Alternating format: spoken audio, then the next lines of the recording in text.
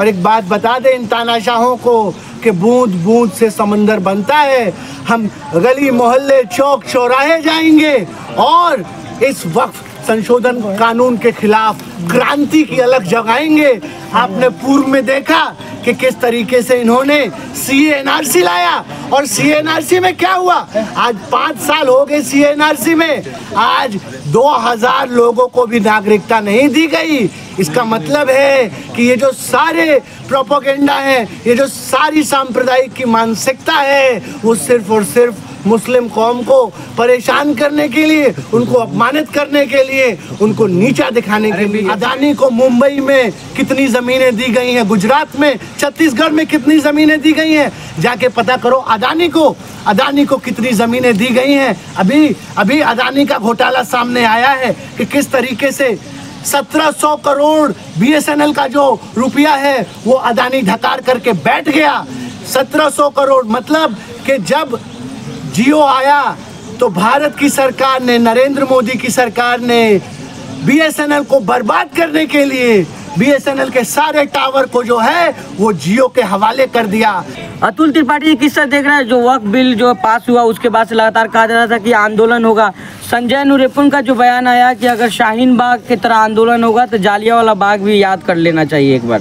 दीप जिसका मोहल्लात ही में जले, चंद लोगों की खुशियों को लेकर चले, वो जो साए में हर मसलहत के पले, ऐसे दस्तूर को सुबह बेनूर को मैं नहीं मानता, मैं नहीं जानता, मैं भी खाइफ नहीं तख्तेदार से, मैं भी मंसूर हूँ कह दो अगियार से, क्यों डराते हो जिंदा की दीवार से, क्यों डराते हो जिंदा की दीवार से, जुल्म की बात को, जहल की रात को मैं नहीं जानता, मैं नहीं मानता। ये जो वक्फ कानून लाया गया है ये असंवैधानिक है। ये इस्लाम के ऊपर भाजपा RSS द्वारा अब तक का सबसे घातक प्रहार है। और अब जो इन नफरत की विचारधारा की जो मानसिकता है वो दिन प्रतिदिन किस तरीके से तीव्र होती चली जा रही है वो इस देश का मुसलमान देखे। पहले तो वो हमें जो है धर्म के नाम पर मॉब लिंच करते थे, मारते थे। पहले तो वो हमारे घरों पर जो है बुलडोज़र चलाते थे। अब वो जो है स्पष्ट तौर पर, सीधे तौर पर अब वो इस्लाम पर हमला कर रहे हैं। मैं समझता हूँ, मैं एक हिंदू हूँ और अगर मुझे ये वक्फ कानून पढ़ करके मेरा खून खौल गया तो आप अंदाज़ा लगाइए कि इस देश के मुसलमानों का क्या हाल होगा। अगर मेरे धर्म पे, अगर हिंदू धर्म पर इस तरीके का वक्फ जैसा कानून आया होता, अगर मेरे मंदिर और मठ को कब्जा करने की बात होती तो मैं मर जाता, मिट जाता, लेकिन कभी ऐसे कानून को नहीं मानता। आज जिस तरीके से पूरे देश में अघोषित आपातकाल है, जिस तरीके से एक नफरत की विचारधारा पूरे देश को सांप्रदायिकता में झोंकना चाहती है, मैं इस देश की जनता से कहना चाहूँगा कि अब समय आ गया है, निकलो घरों मकानों से, जंग लड़ो बेईमानों से, तब लड़े थे गोरों से, अब लड़ना है इस देश के संविधान मिटाने वाले, इस देश के भाईचारा खत्म करने वाले। लेकिन अतुल त्रिपाठी जी होम मिनिस्टर कह रहे हैं कि जो आप लोग कानून पढ़े वो सही नहीं है, उसमें हिंदुओं को जगह नहीं दिया जाएगा। देखिए मैं सीधे सीधे कह रहा हूँ कि ये जो वक्फ संशोधन कानून आया है ये स्पष्ट तौर पर पूरे देश में हिंदू मुस्लिम दंगे कराने के लिए लाया गया है। ये कानून जो है आर्टिकल 25, आर्टिकल 26, आर्टिकल 29 और बेसिक स्ट्रक्चर जो संविधान का है उसको जो है उसका उल्लंघन है। इसलिए मैं कह रहा हूँ कि हर न्याय पसंद आदमी को, हर संविधान पसंद आदमी को इस कानून का विरोध करना चाहिए। मैं इस देश के मुसलमानों से, इस देश के हिंदुओं से कहना चाहता हूँ कि आज समय है, आज जिस तरीके से पूरे देश को हिंदू मुसलमान के नाम पर बांटा जा रहा है और सिर्फ इसलिए बांटा जा रहा है कि सत्ता परस्त अपने जो है कुर्सी पे काबिज रह सकें। एक तरफ वक्फ बिल दिखाते हैं और दूसरी तरफ पेट्रोल, डीजल और गैस का दाम बढ़ा देते हैं। 50 रुपए का करारा तमाचा महंगाई के रूप में भारत की जनता के ऊपर इस सरकार ने मारा है। एक तरफ आपको औरंगजेब दिखाते हैं और दूसरी तरफ गैस, डीजल, पेट्रोल के दाम बढ़ा करके आपकी जेब काटते हैं। एक तरफ औरंगजेब दिखाते हैं, दूसरी तरफ आपके जेब से पैसा निकालकर अदानी के जेब में डालते हैं। ये हिंदू मुस्लिम तो बहाना है, असली मकसद इस देश को लूट कर खाना है। ये लुटेरों की सरकार है। आज आप बताइए, किसी के अंदर हिम्मत है सवाल पूछने की कि आज जब इंटरनेशनल मार्केट में पेट्रोल डीजल का दाम जो है 120 रुपया प्रति बैरल हो गया है, इसका मतलब कि इंटरनेशनल मार्केट में 24 रुपया लीटर पेट्रोल मिल रहा है और आपके घर में वो पेट्रोल कितने रुपए का दिया जा रहा है? आपके घर में वो पेट्रोल जो है 100 रुपए का बेचा जा रहा है। मुसलमानों का तो चूड़ी टाइट हो रहा है ना सर। खुलेआम लूट है और एक तरफ आपको फंसाते हैं हिंदू मुसलमान में और दूसरी तरफ आपसे जमीन हथियाते हैं, आपसे जो है महंगाई के नीचे दबा करके आपको खत्म करते हैं। पहचानिए इस नफरत की मानसिकता को। लेकिन से बड़ा आंदोलन होगा क्या वक्त संशोधन कानून पे? बिल्कुल बिल्कुल, हम पूरे तरीके से मजबूती से पूरे देश में हम जा रहे हैं और जो भी गंगा जमनी तहजीब को मानने वाले लोग हैं उनको इकट्ठा कर रहे हैं। और एक बात बता दें इन तानाशाहों को कि बूंद बूंद से समंदर बनता है। हम गली मोहल्ले चौक चौराहे जाएंगे और इस वक्फ संशोधन कानून के खिलाफ क्रांति की अलग जगाएंगे। आपने पूर्व में देखा कि किस तरीके से इन्होंने CA/NRC लाया और CA/NRC में क्या हुआ?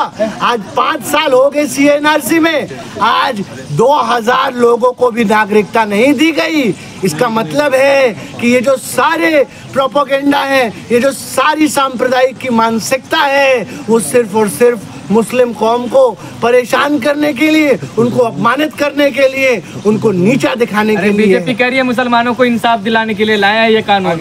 हाँ, इसीलिए तो कह रहे हैं कि मुसलमान को पहले 5 साल जो है वो ये प्रैक्टिसिंग मुस्लिम होना पड़ेगा। कितने शर्म और दुर्भाग्य की बात है कि क्या किसी और धर्म में इस तरीके का बेतुका प्रावधान किया गया है क्या? क्या हिंदू धर्म में, सिख धर्म में कहा जाएगा क्या कि दान करने के लिए 5 साल जो है प्रैक्टिसिंग हिंदू होना पड़ेगा, 5 साल प्रैक्टिसिंग सिख होना पड़ेगा? ये सीधा सीधा मेरे भाई इस्लाम पर प्रहार है। मैं आपसे कहना चाह रहा हूँ, इनकी कोई नीयत नहीं है मुसलमानों की हमदर्दी, इनको कोई मुसलमानों से हमदर्दी नहीं है। ये सिर्फ और सिर्फ सांप्रदायिकता फैला करके देश को अहम मुद्दों से भटकाना चाहते हैं। आज आप देखिए किस तरीके से पूरे देश की अर्थव्यवस्था ध्वस्त हो चुकी है।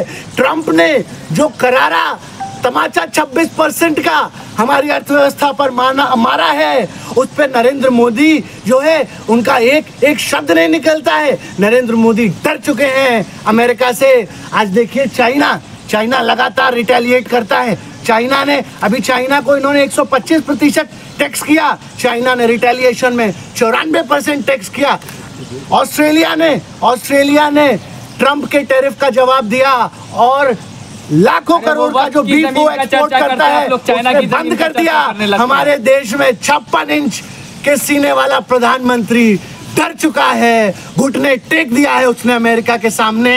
इस ट्रंप के टैरिफ का क्या जवाब है हिंदुस्तान की सरकार के पास? पूछता है भारत। और अगर आपके पास जवाब नहीं है तो आप जो है छोड़ दीजिए। अरे कुर्सी है तुम्हारा, जनाजा तो नहीं, कुछ कर नहीं सकते तो उतर क्यों नहीं जाते?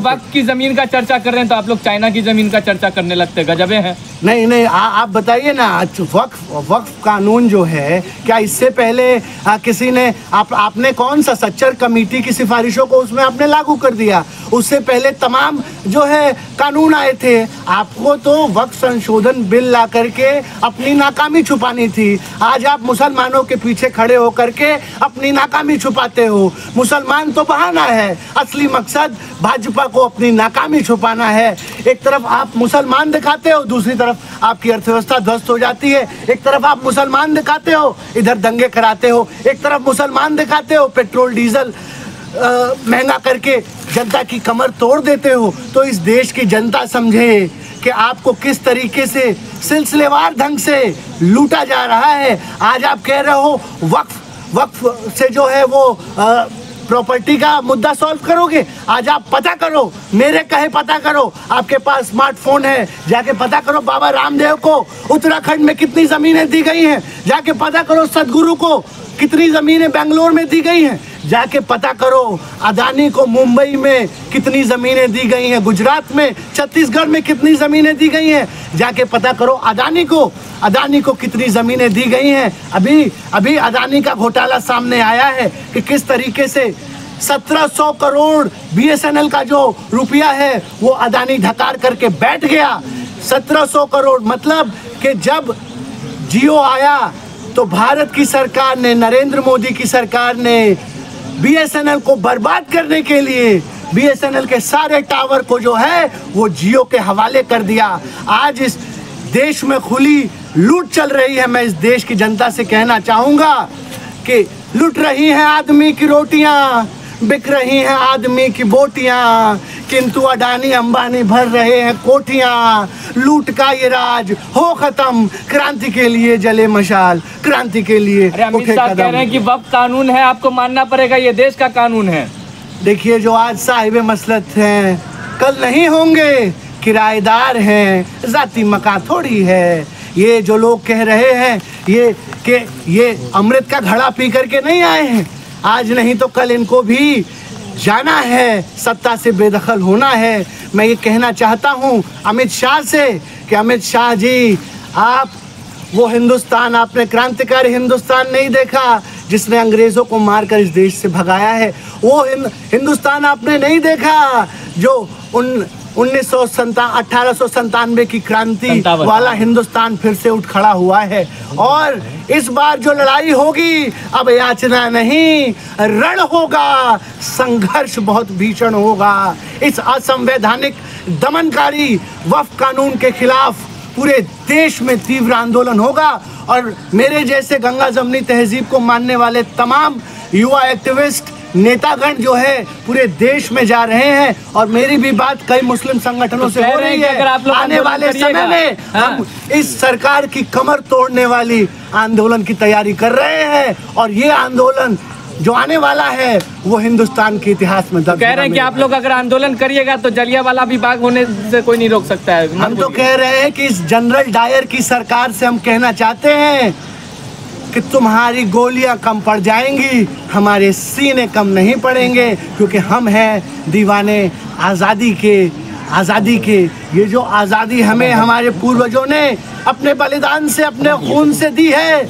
उस आज़ादी को हम कभी मिटने नहीं देंगे। क्या किसान आंदोलन की तरह आप लोग फिर बॉर्डर सील करके बैठिएगा? नहीं, किसान आंदोलन ही नहीं, हर वो कानून जो इस देश के संविधान और आइन की धज्जियां उड़ाएगा, जो हमारे गंगा जमनी तहजीब की धज्जियां उड़ाएगा, जो हमारे भाईचारे के खिलाफ खड़ा होगा, उस हर कानून का हम पुरजोर ढंग से विरोध करेंगे। उस कानून के खिलाफ जो है हम लड़ेंगे। हमारा गौरवशाली इतिहास रद्द करा पाइएगा इसको?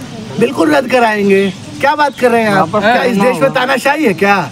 अभी ये तो डरे हुए, बौखलाए हुए। ये सुप्रीम कोर्ट में अभी 10 से ज्यादा वक्फ कानून के खिलाफ पिटीशन पड़ी है। ये तो सुप्रीम कोर्ट को टाइम नहीं मिल रहा है, नहीं तो अभी इसी महीने हम जो है इस वक्फ कानून को खत्म कर देंगे। और अगर वहां से भी नहीं खत्म हुआ ना तो इस सरकार को उखाड़ के फेंकेंगे। एक भाईचारे और सेकुलरिज्म को मारने वाली सरकार बनाएंगे और संसद में इस कानून अतुल जी, आप लेकिन इस कानून को खत्म गंगा जमनी तहजीब की बात कर रहे हैं, वहाँ धीरेन्द्र शास्त्री हिंदू गांव बनाने जा रहे हैं। सर, प्लॉट ले लीजिए आप भी। देखिए हिंदू राष्ट्र में ये तमाम सांप्रदायिकता फैलाने वाले बाबाओं की आप बात हमसे मत किया कीजिए। आप समझिए, आज प्लॉट काट रहे हो। आज इस देश को बाबाओं से खतरा है। अभी एक और बाबा है जो कह रहा है कि सरबत जिहाद। एक रामदेव बाबा है, एक और बाबा है लाला रामदेव, वो कहता है सरबत जिहाद। अरे शर्म से डूब मरना चाहिए। कि मतलब आज आप इतने गिर गए हो लाला रामदेव, आपको अभी सुप्रीम कोर्ट ने फटकार लगाई झूठ फैलाने के आरोप में। आपने अभी सुप्रीम कोर्ट के सामने माफी मांगी है। अब आप इस देश के मुसलमानों को बरगलाने के लिए सरबत जिहाद और इसका सहारा ले रहे हो। मतलब ये तो इससे बड़े घृणा की बात नहीं हो सकती है। आज इस देश को, अभी एक और बाबा की बात आप सुनिए, हरियाणा का बाबा है, 900 दिन की जेल के कार्यकाल में 300 दिन उसको पैरोल पे छोड़ा जाता है। मतलब आज आप अगर बलात्कारी बाबा है तो आपको फटाक से जो है पैरोल मिल जाएगी। गाना शूट करना लेकिन अगर आप देश की बात करेंगे तो उमर खालिद की तरह सालों साल जेल में रहेंगे। ये किस तरीके का दोहरा चरित्र है, ये किस तरीके का दोहरा न्याय है, ये किस तरीके का जो है आप भारत बना रहे हैं। एक भारत में दो कानून, ये जो है इस भारत की विचारधारा को, इस भारत की जो गंगा जमनी तहजीब है, जो हमारी विरासत है, उसको ख़त्म करने की साजिश है। मेरे भाइयों और बहनों, मित्रों, मैं अंत में आपसे यही कहना चाहूँगा कि सारे जहाँ से अच्छा हिंदुस्तान हमारा।